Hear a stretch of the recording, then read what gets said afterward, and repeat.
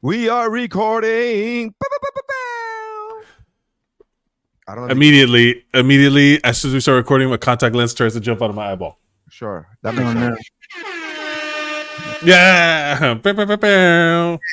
Anyways, welcome to the Movie Bros podcast, your favorite podcast that reviews movies of old and new, of yesteryear and today. This is season 2, I guess, because we took a quite a bit of a hiatus. We took the entire summer off.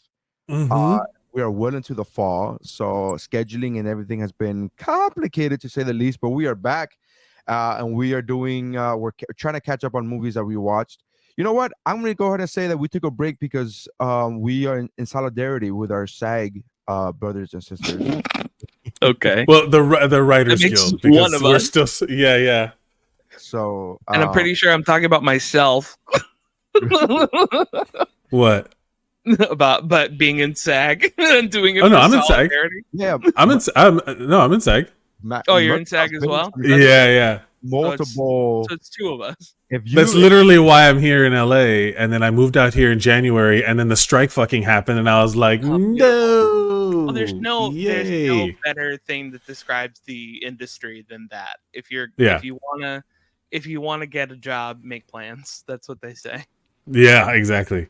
So it was great to. If you want to see Mercadal, he's been in.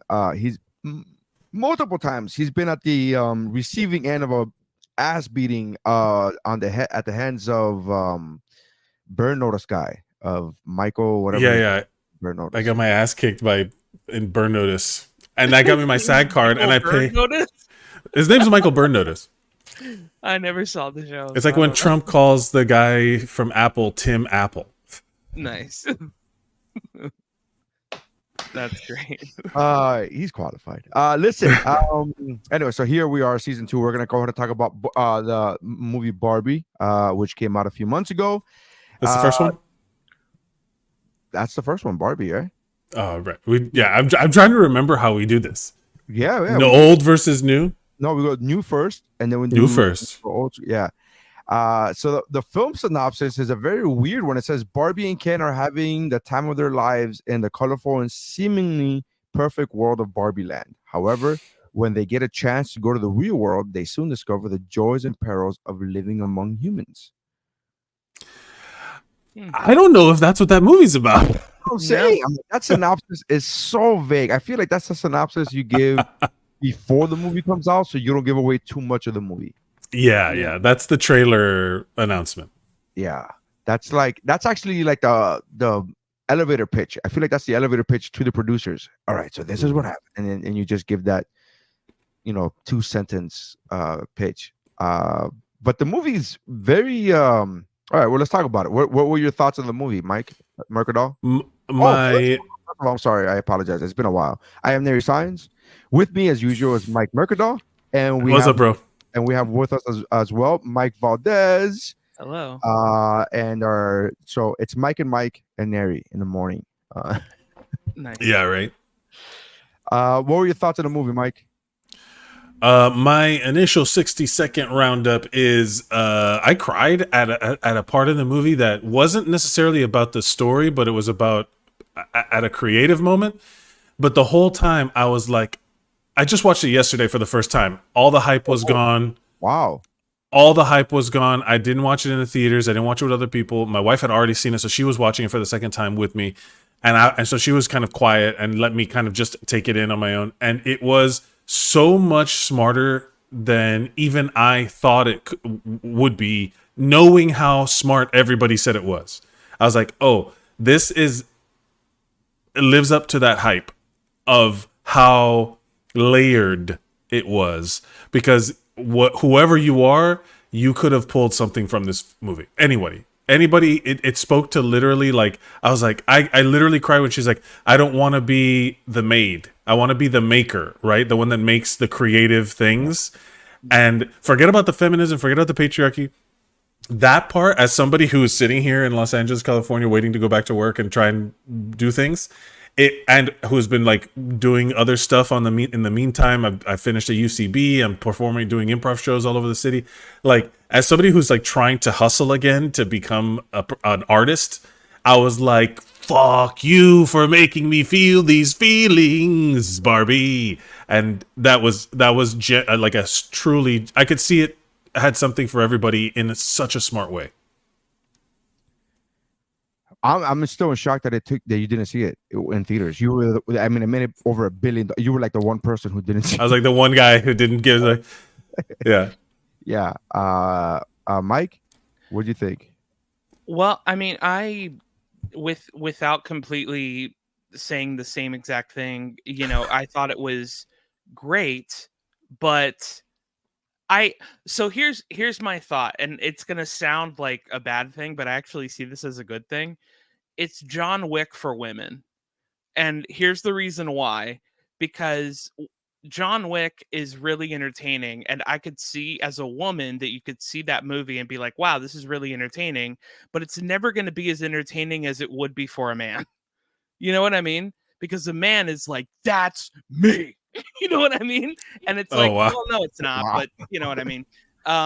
And that's kind of how I feel about Barbie, where it's like, yeah, this is what it's like to be a woman. You know what I mean? And I feel, watching it, I was like, I enjoyed it, but I can't enjoy it to the fullest because I'm not a woman, You sound like that dude who took a sensitivity class and is like, I'll never know what it feels like to be pregnant. It's like, okay, we're not asking you to feel it. We're just asking what you thought about the movie, man. Like, you just like, okay. No, but it's true though. Like, it's somebody killed my dog, and now I feel this way. Mike is like, we shouldn't even be talking about this because we're men. We should have a woman in here. Like, oh my god. Honestly, I am genuinely shocked that we didn't because co-host of the show, Hilda Vasquez, she was there. I thought she would be a part of this, and I realized her schedule doesn't line up for when my schedule lines up, and I'm like, we need a lady to tell us if we're right about our understanding of lady things. Yeah. Yeah, that's the thing. Like, it's like but at the same time, like, it's a movie. Like, it doesn't matter. You know what I mean? But yeah, I agree. Like, it's a very smart movie. I personally, this is just me, I could have seen an entire movie of them in the Barbie land, and that would have been it. Like, and I would have been like, oh, this is a great movie. But because those were like the most fun parts for me. Like, that was where most of the comedy was coming from, at least in my opinion.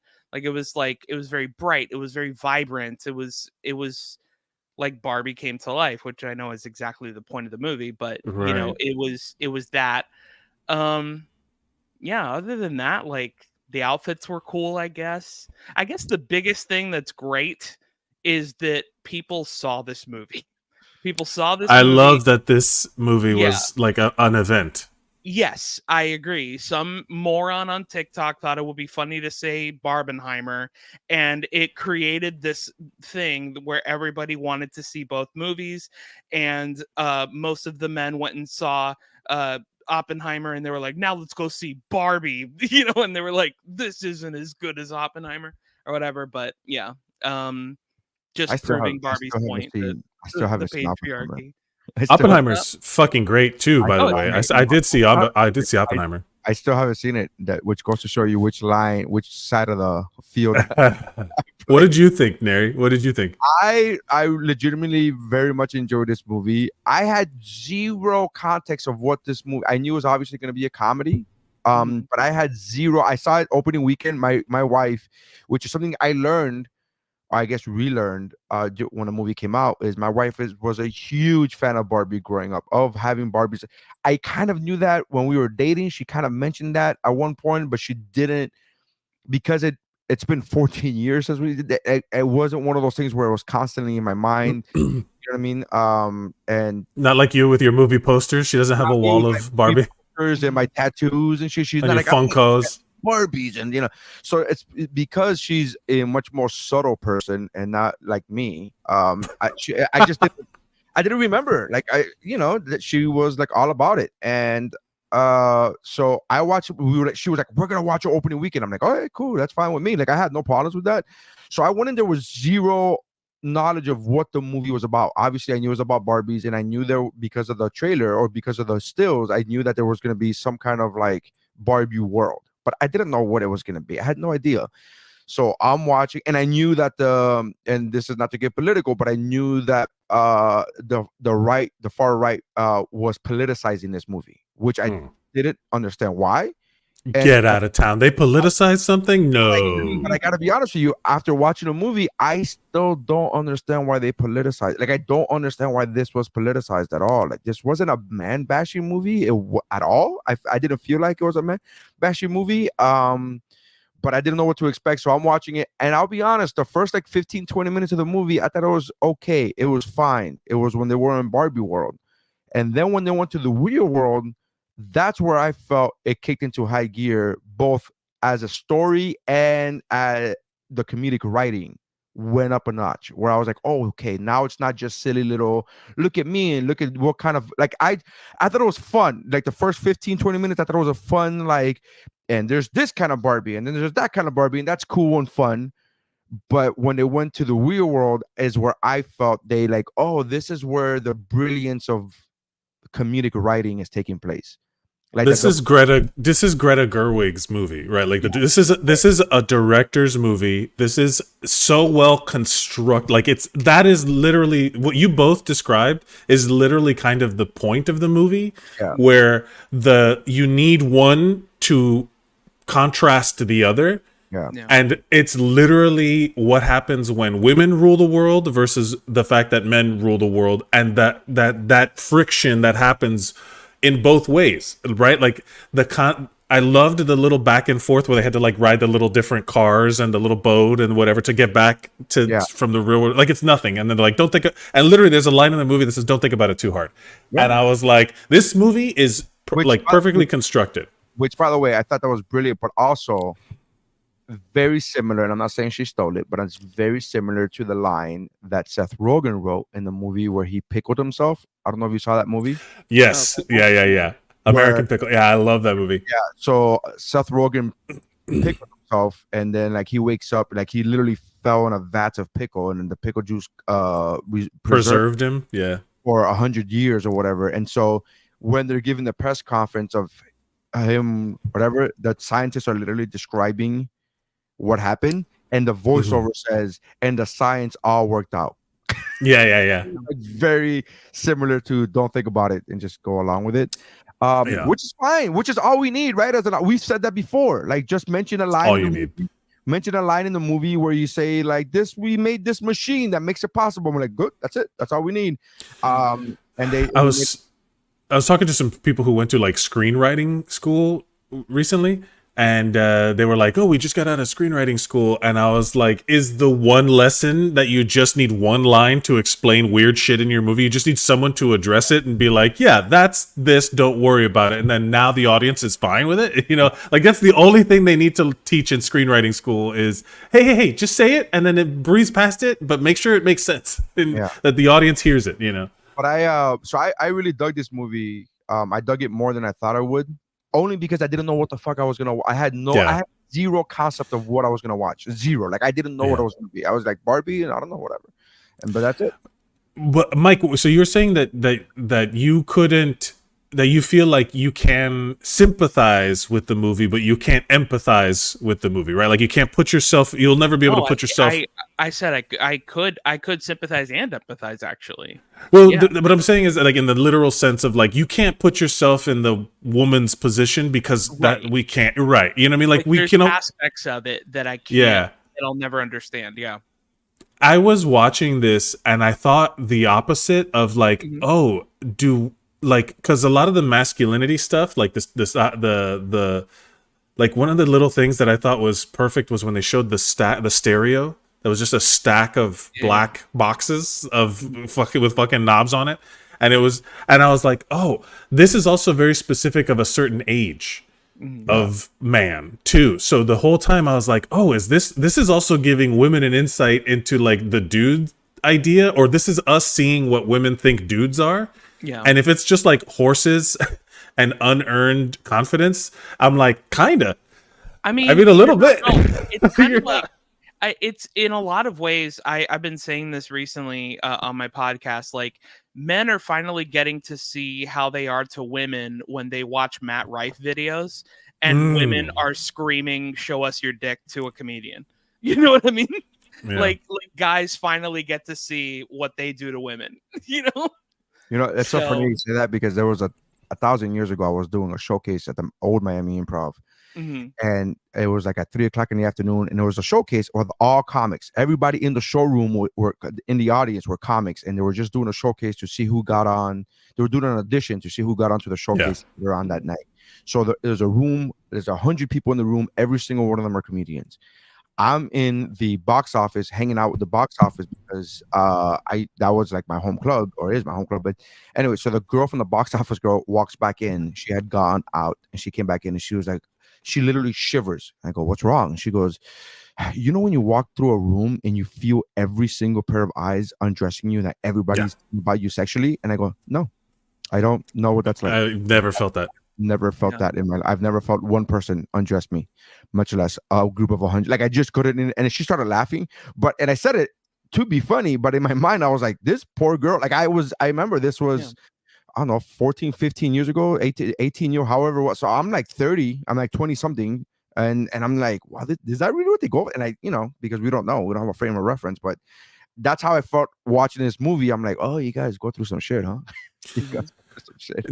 This movie also was like an interesting like flip on like the fact that if men, like the men get like Ken doesn't, that people don't really know what's wrong until they're shown it in the real, you know what I mean? Like when they go to the real world, Barbie's like, I feel very, like conscious of, well, I don't know how to say it, like that idea that if you have zero frame of reference. So then later when they flip and Ken goes back to the Barbie land, and there's a line where I don't remember who says it, that there's like, it's like in the 1500s when the new world had no defenses for for all the European diseases.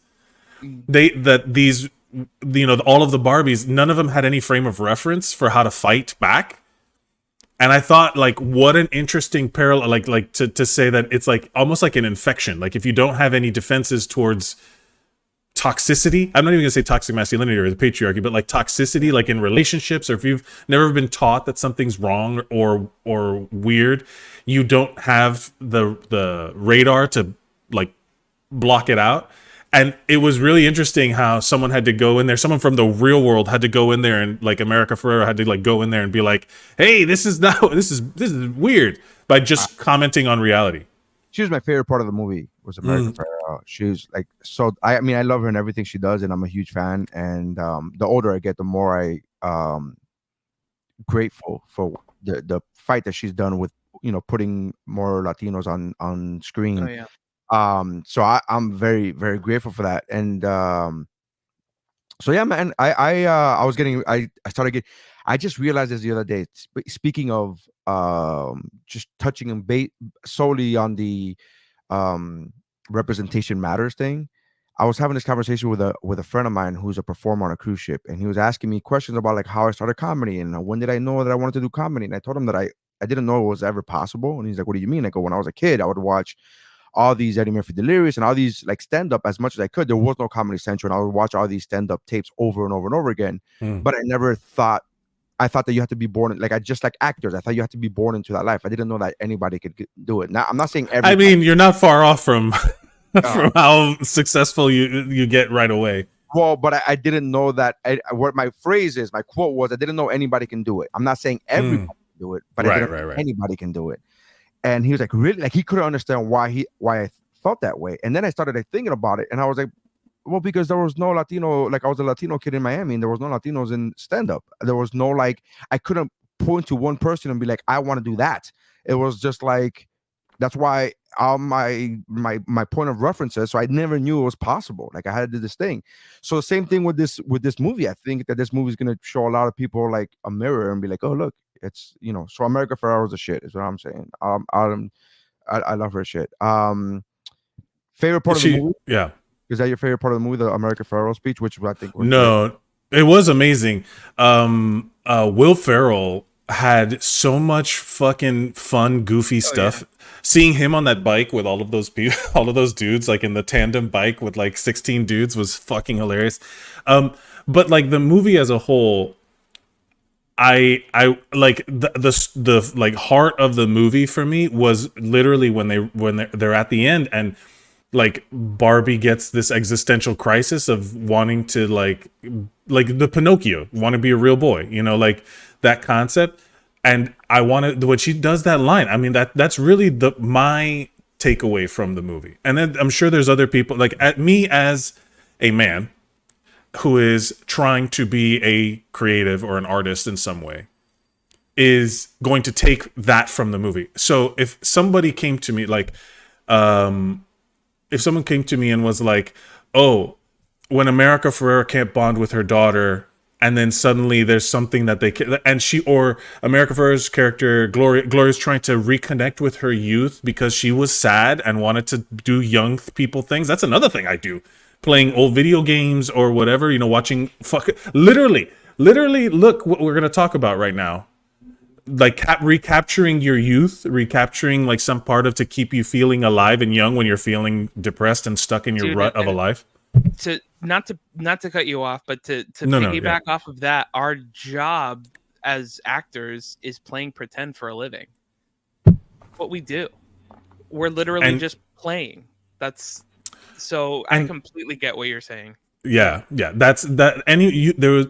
That's what it was. Where I was like, every like the third act of that movie was like a perfect example of that. You can have meaning in literally, you know, there's a giant plastic toy war between the Kens where they're beating each other with plastic tennis rackets or whatever, some bullshit. Yeah. You know what I mean?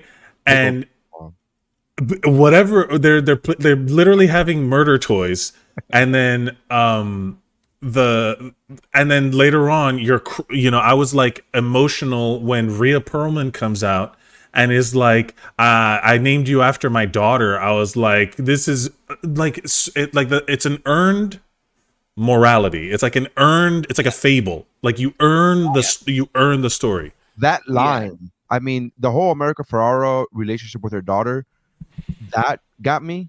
Like I cried at that scene, watching her, like, and when she told her daughter, like when she went through that montage of like, we used to, like, you used to like me as a person, like, as you used to look up to me, you used to want to play with me, and then it went to like that, to like, I'm too cool for school and I don't want to talk to you, get away from me. And a parent, that got me. And then that would break you. The line that said, "We mothers stand still so that our daughters can look back to see how far they've come." And I was like, oh. I was just that's like, Greta Gerwig, man. I was like in a fucking pink shirt, fucking yeah. Passing Kleenexes to each other like it's a Marvel premiere. Like that's crazy. I've never cried in a fucking Marvel movie, and I'm here fucking at party like, it's brutal. That's it. I did. That one got me. Nothing else. Guardians 3 literally had to have animals being mistreated for me to fucking cry. Same. And then I said it on the podcast. Mothers and daughters, and I'm like, you son of a bitch. Yeah. You got me. That's true. Yeah. There you go, Barbie. Thanks a lot. What would you rate? What from 1 to 5? What would be your rating for Barbie 2023? Who? Me? Yeah. Oh, I will give this 5 out of 5 weird Barbies doing the splits, because first of all, we never mentioned Kate McKinnon being like the perfect weird Barbie. Like I watched some of the behind the scenes stuff, and the video of her talking about how like you needed some kind of like sage, some sort of like, man, there's so much you could get into it when you talk about like even like hero's journey stuff, like the call to action and all, like such random, like there's so many layers of this that I would have to give it a 5 out of 5, like, because it's silly and fun. It feels like just a complete emotional package of a movie where you're like, I was laughing so hard, and then at the end I'm crushed in multiple ways, in many meta layers of understanding. And then to have the final line of the movie be like, well, she has a vagina now. Like, what a, like, I gotta go see my gynecologist. Like, what an odd, weird, perfectly, like, kind of like to say that, oh, she's real. Like, you don't need any other language in that movie, and it just kind of, everything just gets wrapped up perfectly about that story, knowing that there's a future for Barbie in the real world. It's 100% earned. It's like a modern day Fable. It's really fucking solid. All right, Mike. I would give it. I mean, just piggybacking off of what Mike said, I completely agree. In fact, so much so that as you were talking about the Ken War, I was finally realizing in my head, oh, like the men were at war, because when men play with toys, all they do is fight. So it's like, I mean, even now I'm like, wow, this movie's actually better than I thought. Like it's, I just learned like, that as you said it. Yeah, like it's So this movie's there's so much another fucking better level. than I thought. You Like learned it's 30 and I seconds ago, thought it was a learned 5. now. Like, Yeah. you know what I mean? So like I have to give it 5. You guys ever think about dying? I also will go 5, but I will go 5 out of 5 Knuff sweaters. Nice. Enough. I am knew someone was gonna I do it. looked that up during the moment when he wore that sweater in the movie opening day. I was googling Same. Knuff sweater. I was like, looking for a Knuff sweater, and they didn't have it available then. It wasn't until apparently I was one of the millions of people that looked it up that weekend, because 3 days after the movie, Mattel was like, Yeah. oh, by the way, we're gonna start selling Knuff sweaters. Bro, it's like Mattel is literally selling it right now. bro, it was Of like people like me that were during the opening weekend, there were so many millions of people that searched it that Mattel was like, "Oh, we have to sell this now." Yeah, This it has was to like be the a thing. Talk Boy from Home Alone 2. I They literally were like, oh, we need to make this. it has to be turned into reality. I will say we didn't talk about Alan. And I loved Michael Cera's Alan character. Alan, the only guy that thinks for himself. There's just one of him. What a unique individual. And he's the only one that sees the forest for the trees. Alan is the hero of the Barbie movie. Just that he's because the Barbies aren't perfect either. We didn't talk about that, but whatever. The whole process, but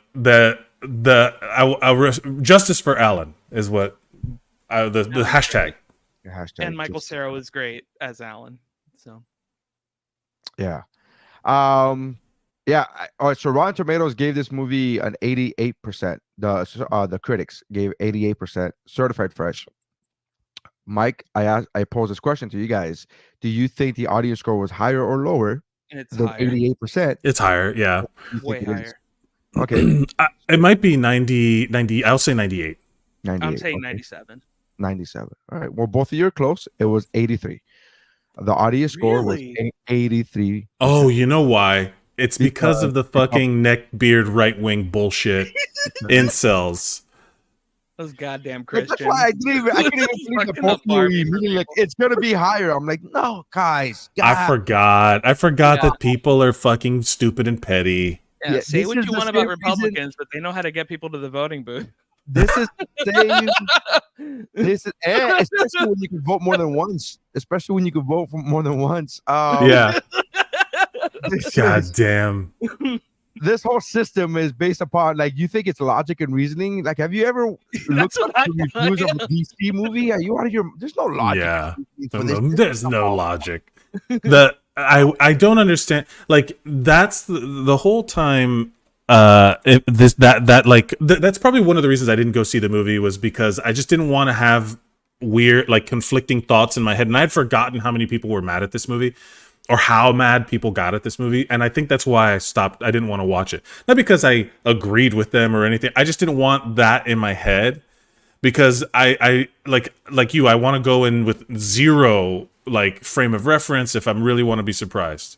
Yeah, I'm glad I'm dumb because I didn't know what the fuck this movie was about. To be fair, my wife knew what the movie was about either. She just knew it had Barbie in it, so she was gonna watch it regardless. Sure.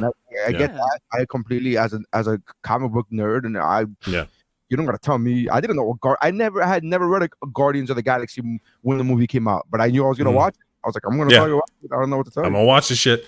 But it's true. But it is true that when the dudes that were mad at it, I was like, oh, the fact that you're mad at it means that you're the bad guy in this movie. You're like, you see yourself as the villain. The people who are mad at it, and for the reasons that they were mad at it, at least from the few tweets that I read, because I'm not, but the few reasons that they would give, I was like, the fact that you're giving these reasons goes to show you that you weren't even paying attention to the movie, because you're literally like making yourself, you know what I mean? It's like you're making yourself you're just showing how much dumb you are. Yeah, you're just searching the book for curse words. Yeah. That's you're reading. You're reading Huck Finn for the N-word. Yeah, that's like where it's like you're not reading the purpose of what these things are being done for. Yeah. Yeah. Anyway, I mean, it was a great movie. It was a great movie. We liked it. We enjoyed it. And we don't need to be broads to be able to think that. All right, on to Act 2, man. Masters of the Universe. It came out. What year did it come out? 1987. 1987. The official synopsis of Masters of the Universe 1987 is: when the evil Skeletor finds a mysterious power called the Cosmic Key, he becomes nearly invincible. However, courageous warrior He-Man locates inventor Gordor, who created the key and has another version of it. During a battle, one for the keys is transported to Earth, where it is found by teenagers, Julie and Kevin. And now both He-Man and Skeletor's forces arrive on Earth searching for a potent weapon. This is the most convoluted fucking synopsis that's ever needed for a movie based on toys. Not if you read fantasy books, because this is exactly what that sounds like, where it's like the Lord Elra, like searches for the egg in the mountains of Sifildor, and like all that, but I'm caring about like the it's needlessly complicated. And if you go into the history of this film, as we've all sure we all know, the filming of the making of this movie was just riddled from beginning to end with inconsistencies, with writing updates, with producer notes, with studio running out of money, with studios going bankrupt and not doing like there were some scenes that were shot in a garage with fucking blankets. I'm not even exaggerating. And like they were literally there were scenes like that they added that they needed to do like special effects, that they did a green screen curtain or blue screen curtain back there with literally in somebody's garage. Or was it like because that studio went bankrupt or Oranian or whatever it is? Canon Films, yeah. Right. So it was the story. If you ever want to look up something amazing, go find the Canon Films Fantastic Four movie from 1994. Go look that up. We should do that movie at some point, because it is not available anywhere, but it is wild. I have a copy of it. I did see the Captain America movie on reruns multiple times. Fucking garbage. But that's the credit, like to a certain degree. No, am I right? No, I'm kidding. But that's the credit you got to give to the money. Sorry. What? No, you cut out for a second. I haven't even finished Secret Invasion. I just know it's a good joke to make. Dude, God, but it's the same concept of like having to cut corners, and where do you cut corners, and whether or not you should just scrap the whole fucking thing and start over, and like where do you take the loss? It's like a Batwoman thing where they're like, it's just financial. All the money that goes into these things feels, because this can I do my 60-second roundup? Sure. MVP of the movie, this guy. This is the best. Frank Langella deserved a fucking Oscar for this. Yeah. He is at least he was so fucking good that this movie, you forget, could have been like, man, Dolph Lundgren sucks. I don't think he sucks. I think the script sucks. I don't think he sucks. No, he's a robot. Dolph Lundgren is terrible in this movie. Sucks. Bro, Like, he sucks because which fucking shit is. give me my 60 seconds. Give me my 60 seconds. All right. Dolph, we'll get to Dolph Lundgren sucks, and then when you have this master, this craftsman, this elite performance next to Dolph Lundgren, it looks even worse. And then this is a perfect example of like, we're selling toys, we just got to make some money. The Star Wars merchandising of it all, the Spaceballs, the toilet paper. This is what it is. And I respect this so much because this movie, when you think about how much lore they dumped into it, could have been like elite. Like I want a remake. You know that whole theory of like we shouldn't remake good movies. We should remake movies that missed the mark by just a little bit or didn't deserve the production that it got. This is one of those movies where if they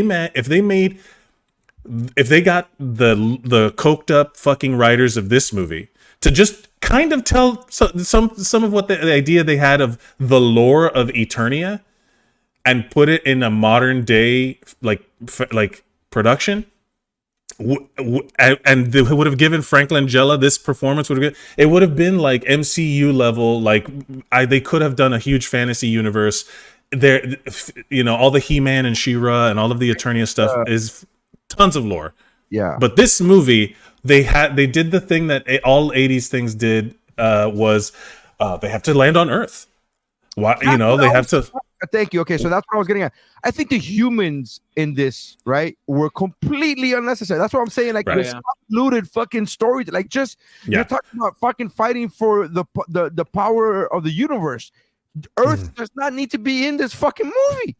The whole time I was thinking of like promotional, like, hey, we need to put KFC in this bitch, like because KFC gives us a bunch of money. It's like, okay, fine, bro. The whole time I was watching this movie, I just kept thinking about, wow, this drywall and wood construction buildings are stronger than space lasers. You know, like it's just, there was just so much reality bending going on, but I was desperate for more. How did Skeletor become the lead? Where did he get the? They were telling the wrong story. I wanted so much of this movie to be like, I wish I could get the writers of this movie to be like, what did you have planned? Because I want more of this guy's story. That's it. They were telling the wrong fucking story. I wanted more sword fights, and you know. Oh god, if choreo was so bad. If you watch the making of the movie, they said that they weren't even gonna have any sword fighting until somebody stepped in and goes, hey, he's a fucking toy with a sword. We need to have a fucking, like, there's somebody had to step in during filming to say this. Like, how is this a thing that wasn't addressed in the writer's room? Like, where's the sword, guys? You know, that thing from the fucking toy that we're making this movie out of? Where's the sword? Nobody in the writer's room thought thing that. He literally holds up in the air. The thing he holds up in the air that every kid fucking says out loud, I have the power of great. Like, that's not where, like, that didn't come up in the writer's room. It had to be done on set. What the fuck is happening here? Like, I'll tell you, one of the things was Mattel said that nobody can die on screen. And it's kind of hard not to have blood or whatever. Like, there was like one injury with the girl getting, you know, oh fuck, that it was fucking Courtney Cox. I had forgotten about. I hadn't seen this in so many years that I was like, oh fuck. And when she gets her like leg all, you know, grossed out, you know, infected or whatever it was, mangled up or whatever it was. That was like the only real injury that you see. And everybody else gets like light shown on them, and then they go, and that's it. Yeah. You know. Well, there's the part. Okay, I'm sorry. Enough of me. The Harry Potter movie. There's the part at the end as well when Skeletor, when He-Man is basically Jesus, and like and Skeletor like starts whipping him with lasers. Yes. So there's that part. That was a weird. So that was a weird turn. What part do you think, how do you think Frank took it when they told him this Shakespearean trained actor, and they're like, now you're gonna whip him with space lasers? Can I? Well, it was also Blade. It was one of the bounty hunters, which when they came out and they started naming the bounty hunters when they just show their face, it reminded me of Dodgeball when they go, this is Blade, Laser, Blazer, my fitness consigliere, Michelle. And it was just like a bunch of like, you know. That's where they get that trope. So, like, this movie is one of those movies where they get that trope from, where it's like, we're gonna introduce all the back. It's like it's the Running Man, where it's like, and here's this bad guy because he lifts cars, Frozone, and whatever the fuck his name was. And Sub-Zero. There you go. Sorry, Mike. Go ahead, Mike. No, you're good. Yeah. So, I mean, I don't know, man. The whole time that I was watching this, I was like, man, this is unbelievable that there was 2 unpaid PAs that woke up at 5:00 in the morning to cut bagels so people could eat to have energy to make this goddamn shit show of a movie. Yeah. Like, it is unreal the amount of disrespect those PAs must have gone through for this movie.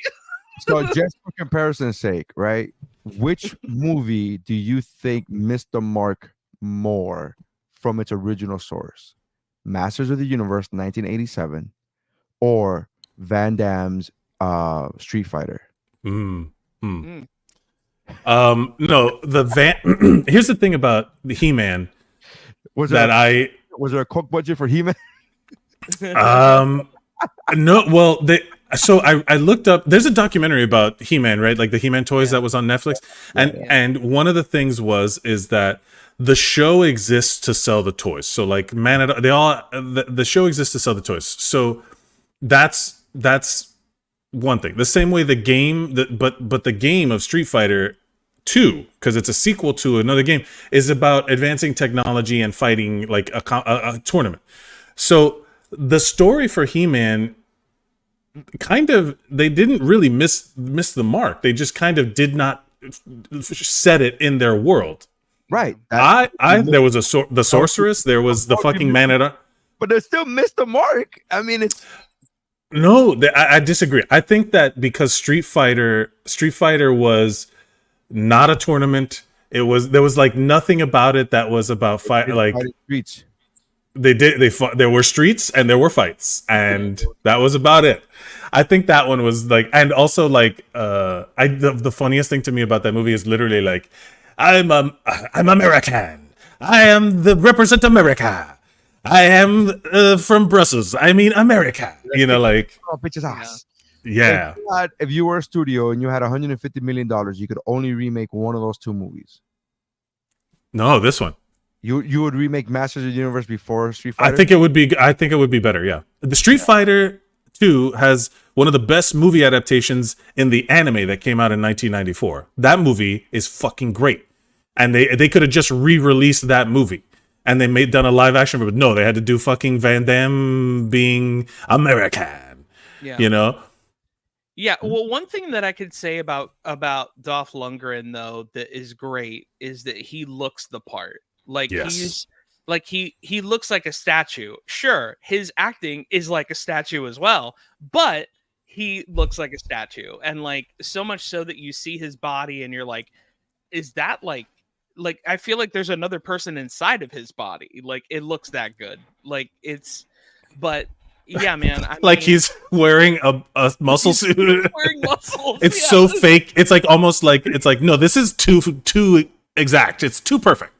Dude, and I can't agree more, Neri, with the idea. Why are we bringing humans into this? Why do humans have anything? And why do I care about this guy's goddamn band? Why do I care about his stupid band at all? Like, it's a Japanese synthesizer. His stupid band's the reason why Courtney Cox's parents died. like, why do I care about his goddamn band? Like, I don't care. Oh my god! The movie got more fun when I realized that everything that happened in the real world happened because of that kid's shitty band. Like the movie got more interesting to me when I was like, oh, his band is the reason why the parents died. Like his band is the reason why she has to work at like KFC. By the way, Frank Langella, they've been trying to remake the movie. It's been in production hell for a while. Now that was before the writers and actors strike. Now forget it. But Frank Langella could probably redo his role. Like he could probably redo. I mean, he's older, but at least the voice. Yeah, it's not a physical. It's not really a physical.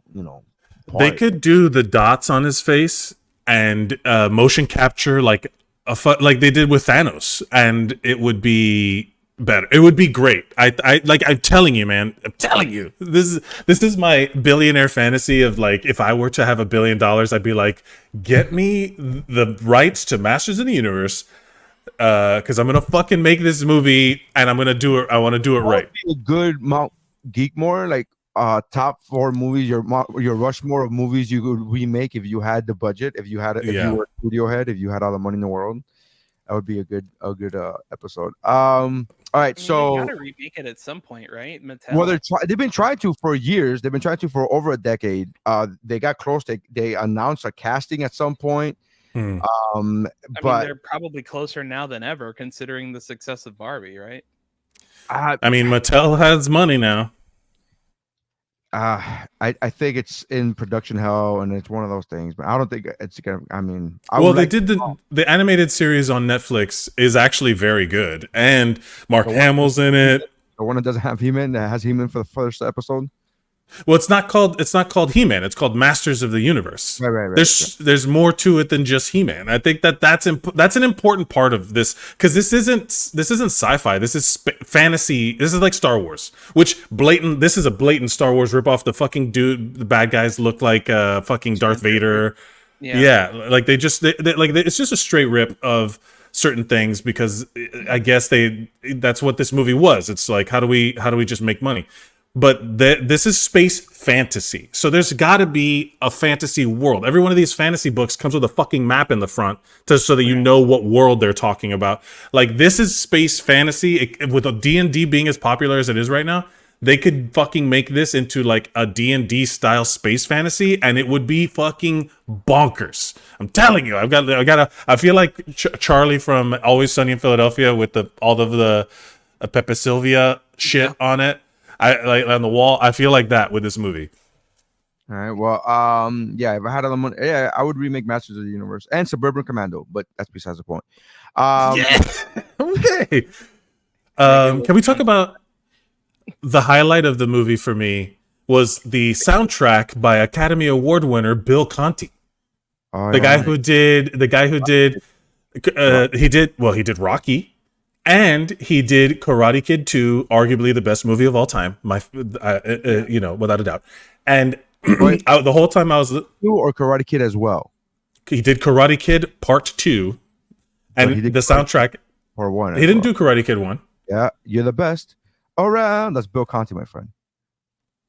Okay, I'll look it up. But the idea of this Karate Kid 2 is Mount Rushmore of sequels better than the original. Karate Kid 2, number 1 all the way. We've done that episode. Yeah. And it was in my mountain. Karate Kid 2, I agree. But yeah, I was just listening to it now. I was like, this is like the music again, Star Wars ripoff, Superman ripoff. The whole intro was a Superman ripoff. Mm-hmm. Yeah. Okay. That was the highlight. I just want to say something good. I enjoyed this movie for it being bad. Again, I enjoyed the Street Fighter movie, which I'm not saying is good. I'm saying both those movies suck. But I am also letting you know that I enjoyed them for whatever reason. And I'm saying whatever reason as if I don't know it's nostalgia, but you know, it is what it is. All right. So Master of the Universe, Rotten Tomato critics 22% based on a whopping 27 reviews. Now, the audience score, higher or lower than 22% based on over 25,000 ratings. Whoa. I'd say higher. Yeah, higher than 22? What would you say the number is? Me? I don't know. I would say it's still in like the 40s, maybe 50s All range. right, but give me a number. It's 22 for the critics. What do you think the audience score is? 48. 48. Mike, what do you think? 35. 35. We're going to split the difference, and it's going to be 41. 41 is the audience score. 41. That feels right. Yeah, that feels about right. I think the audience nailed it. I think they got it. I think they got it. I think they got it.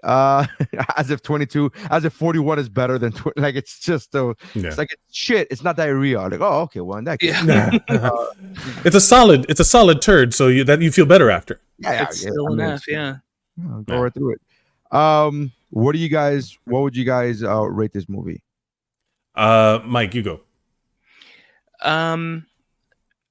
I'm trying to think of what's the name of that little the little thing, Quildor or whatever. Well, yeah.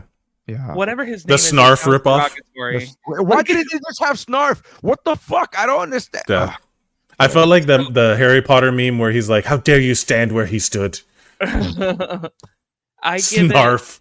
I give it one Quildor like sneeze cum thing that he does. Like Nice. he sneezes and jizzes all over everybody, and for some fucking reason they all start laughing and not kill him.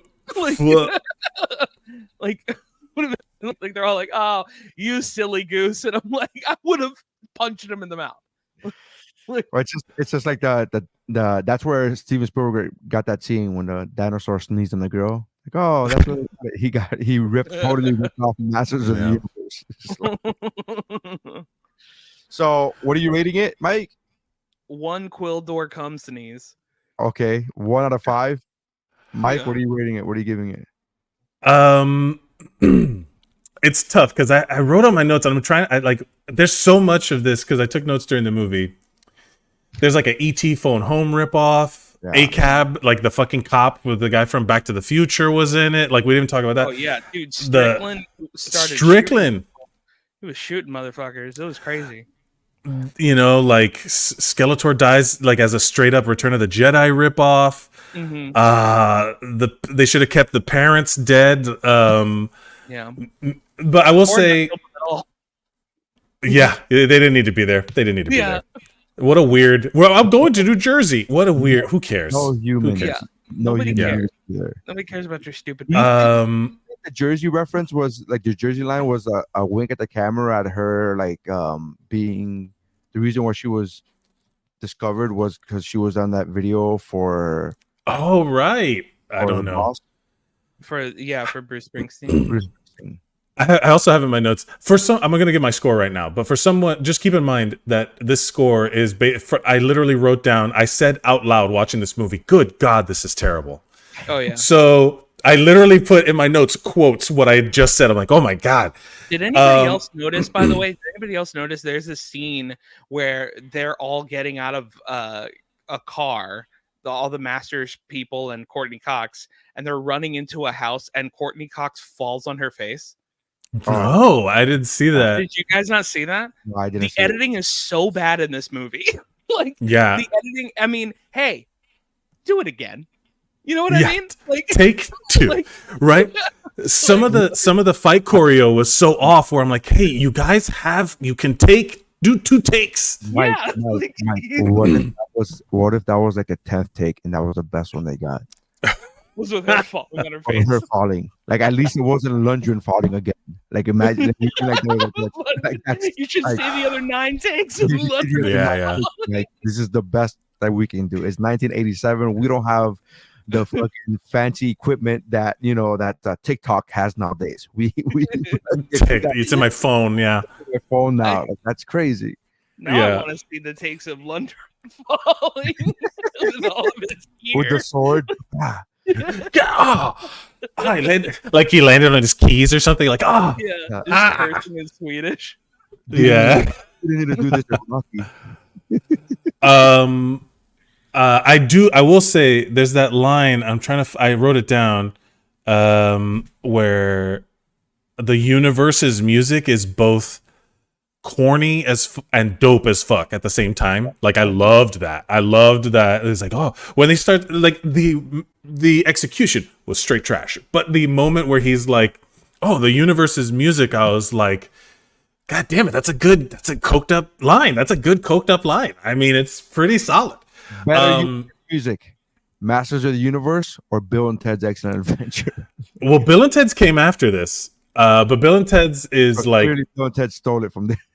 The first Bill and Ted's movie, and I would say Bogus Journey, the second one, are like the perfect duology of musicians saving the universe. I think it's like saving time and space, and they come together. Like it's perfect. I love the third one. Universe. Don't give credit to his shitty band. What? Kevin did not save the universe in Masters of the Universe. Let's No, not but give him credit. but yeah, no. Like literally when they showed this band with the synthesizers, and he's like, "It's a Japanese synthesizer," and I'm like, "What the fuck are you talking about, man?" Yeah. This is like the worst. Like they were just trying to make like some excuse. That's the most Mike Mercadal line ever.